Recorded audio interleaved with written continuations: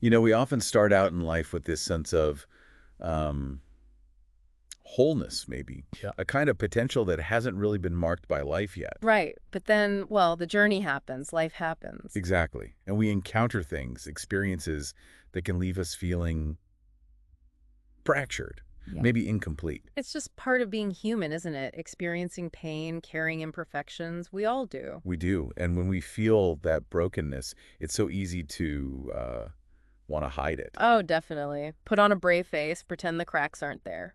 We might even think those vulnerabilities make us less valuable somehow.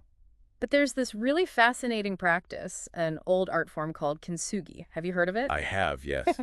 It offers such a different way to think about all this. It really does. Imagine a piece of pottery, right? It shatters. Okay. Instead of throwing it away or trying to glue it so you can't see the breaks. Use this special lacquer mixed with gold, right? Exactly. You piece it back together, and the gold highlights the cracks. It doesn't hide them. They become part of its beauty, its story, celebrated almost. Celebrated is the perfect word. The gold doesn't just fix it. It points to the history, the journey that piece has been through. It becomes a kind of testament to resilience, a visible sign of transformation. Yeah. And this image, Kintsugi, it really connects with a deeper truth, I think, Mhm. about spiritual restoration, about healing. Topso. Well, it suggests that maybe our wounds, our broken parts, they aren't meant to be just wiped away like they never existed. Okay, so they become integrated. Integrated into a bigger, maybe even more beautiful story. That's the idea. It reminds me of that passage from Isaiah, chapter 61. Yes, verse 1. The Spirit of the Sovereign Lord is on me, because the Lord has anointed me to proclaim good news to the poor. He has sent me to bind up the brokenhearted. That part always stands out. It does. It points to this core intention, doesn't it? This divine desire to heal, to bring wholeness, especially to those feeling hurt. So let's dig into that connection a bit more. Mm. Kintsugi, this divine healing idea. We have the broken pot, mended with gold. How does that really mirror what happens inside us when we've been, deeply hurt? Well, when we go through significant pain, emotional, maybe relational, spiritual, those things become part of our story, our narrative. They don't just vanish. No, typically not. Divine healing in this view doesn't usually mean erasing those chapters. It's more like weaving them in. Weaving them into who we become. Exactly. Like the golden kintsugi, maybe grace comes in, binds those fractured places. And transforms them. Not sources of shame anymore, but... Testaments to the journey, to the growth that happened. So it's not about pretending it didn't hurt. Not at all. It's acknowledging it, maybe honoring the lessons, and then allowing something, well, uniquely beautiful and strong to grow out of it. Because grace doesn't hide the hurt, it uses it somehow. Precisely. Think about how that gold catches the light, right? Makes the cracks stand out, almost precious. Yeah.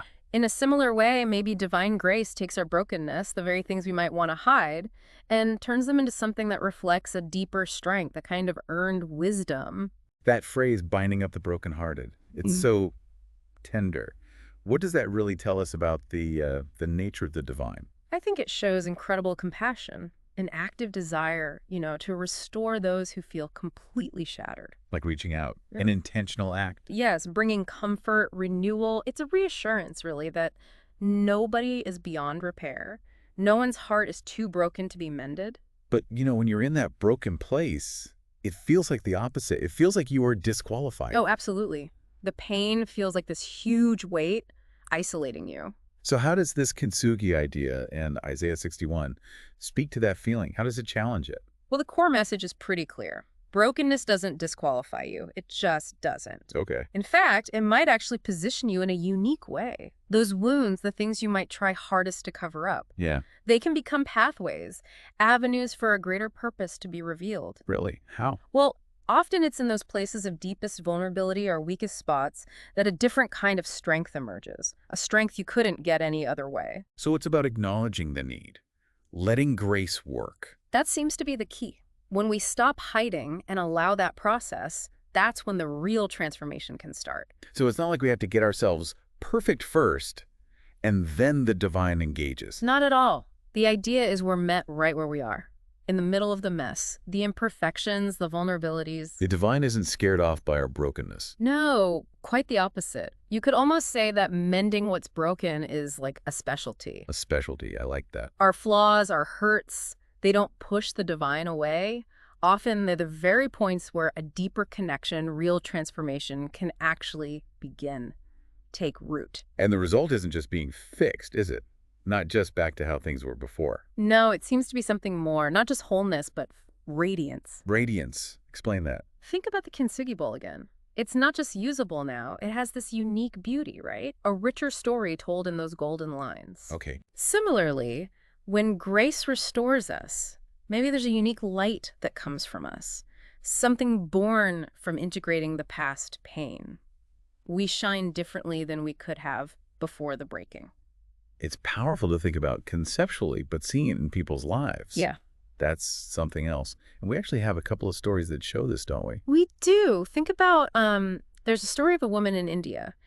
She went through years of horrific domestic abuse, just unimaginable brokenness. Right. But as she found healing, found faith, she started leading support groups, helping other women who'd been through similar things. Wow. And she said something really profound. She said, God turned my pain into purpose.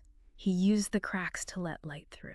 Use the cracks to let light through. That's it, isn't it? Her deepest wounds became the way she could help others heal. Exactly. The points of greatest damage became points of connection, of strength for others. Amazing. And there was another example. Yes, an Italian sculptor. He works with shattered glass, doesn't throw it away. He painstakingly puts the pieces back together, using gold, much like Kintsugi. With glass, that must be intricate. Very. And his view is fascinating. He says, every broken piece holds a story.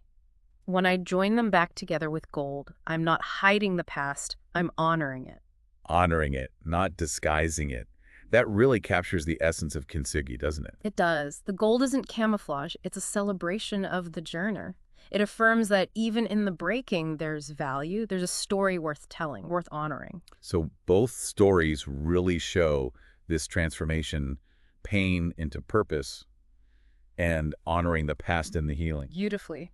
Discovering meaning, letting the brokenness become a source of light for ourselves and, for others too. So what's the key ingredient here? What makes this possible? What is the gold in this divine Kintsugi? I think it has to be grace. That's the golden thread. Grace, meaning? That unconditional love, that divine help that doesn't ignore our cracks but actually works in them, through them. It's through grace that the brokenness gets turned into beauty, that wounds become, pathways to purpose. It's the divine touch making our broken stories into stories of resilience, of hope. Which really brings it back to us, doesn't it? To you listening right now. If the key is not hiding, letting grace work. Then the question becomes personal. Yes.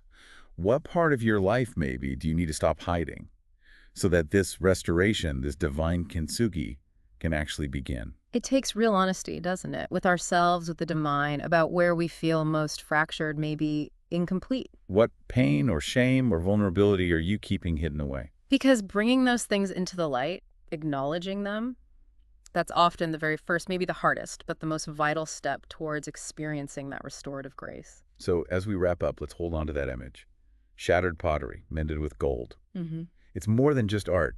It's a powerful reminder, isn't it, that our brokenness, the things we might see as our biggest flaws, They can actually become the places where incredible beauty and meaning emerge, through grace. and maybe the places where you feel most broken, most inadequate. Those could be the very places where the deepest healing, the most profound purpose is waiting to be found. If you allow that divine light, as the woman said, to shine through the cracks. You might just find a radiance you never thought possible. So maybe take some quiet time with that question we asked. What are you holding back that needs to be brought into the light for healing to begin?